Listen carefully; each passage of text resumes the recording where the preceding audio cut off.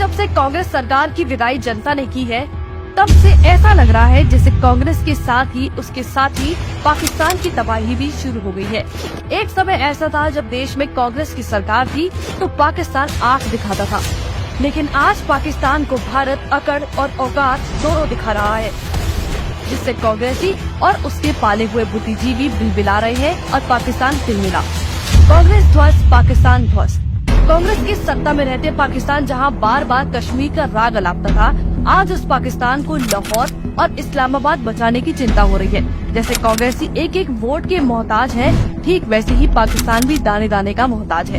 भारत से कांग्रेस के ध्वस्त होते ही पाकिस्तान के ध्वस्त होने की शुरुआत हो गई थी, जिसके नतीजे पाकिस्तान में चल रहे गृह युद्ध को देखकर समझ सकते हैं।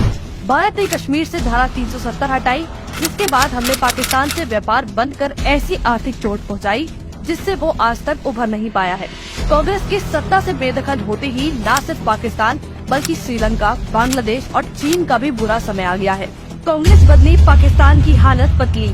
जैसे ये देश से कांग्रेस बदली, उसी तरह पाकिस्तान की हालात भी पतली हो गई। पाकिस्तान भारतीय सेना से 3 बार मार खाने के बाद कभी प्रॉक्सी वॉर के जरिए बॉर्डर पर सीज फायर उल्लंघन करता था, तो कभी हमारे शहरों में धमाके करवाता था। लेकिन आज हमारे यहाँ टेरर अटैक ना के बराबर है। तो वहीं पाकिस्तान अपनी ही लगाई आग में इतना झुलस रहा है, लेकिन जब कांग्रेस की सरकार भारत से चली गई तो पाकिस्तान में ऐसे हालात हो गए और खुद की लगाई आग में जल रहा है। PICSS की रिपोर्ट के अनुसार पाकिस्तान में केवल 2023 के 4 महीनों में 87 आतंकवादी हमले हुए, जिनमें से 126 मौतें हुई और सैकड़ों लोग घायल हुए। करीब 15 दिन पहले ही आतंकियों ने पुलिस स्टेशन पर हमला कर दिया, जिसमें करीब 17 लोगों की मौत हो गई थी। अगर कांग्रेस की सरकार देश में रहती तो शायद ये जो फर्क है वो देश नहीं देख पाता। पाकिस्तान की हिमायती बुद्धिजीवी।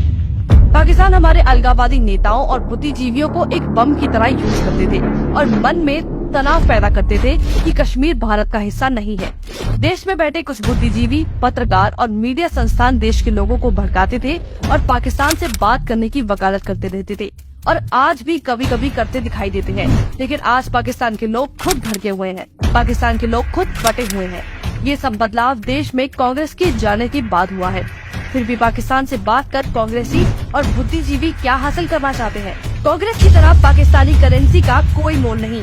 कांग्रेस के समय पाकिस्तान भारत में भारी मात्रा में नकली नोटों की तस्करी करता था, जिसके जरिए देश में आतंकवाद को बढ़ावा दिया जाता था।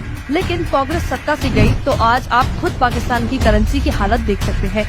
जिस तरह से भारत में कांग्रेस का कोई मोल नहीं है, उसी तरह पाकिस्तानी करेंसी का भी कोई मोल नहीं है। भारत को डसने वाले सांप को कांग्रेस ने पिलाया दूध। कांग्रेस की पाकिस्तानियों और अलगाववादियों को इतनी शह थी, यहाँ तक कि वो 25 खतरनाक आतंकियों को दया भाव के तहत ही रिहा कर देते थे। कांग्रेस से सत्ता में रहते ऐसे देश के साथ रिश्ते बनाकर रखे जहाँ दाऊद इब्राहिम समेत कई आतंकी छिपकर बैठे थे। कांग्रेस ने ऐसे सांप को दूध पिलाया जो हमें ही डसता रहता था और हम उससे रिश्ता निभाते रहते थे। लेकिन आज समय बदल चुका है। जैसे ही हमने ऐसे सांप को दूध पिलाना छोड़ा तो उस सांप की जो हालत पतली हुई है उसको दुनिया देख रही है। रैंकिंग में बेशक विदेशी ताकतें पाकिस्तान की मदद कर रही हैं। हंगर इंडेक्स की रेटिंग में पाकिस्तान की रेटिंग अच्छी होने से जमीनी हालात नहीं बदलते। असली रेटिंग एजेंसी नहीं, पाकिस्तान से सामने आ रही तस्वीरें दे रही हैं।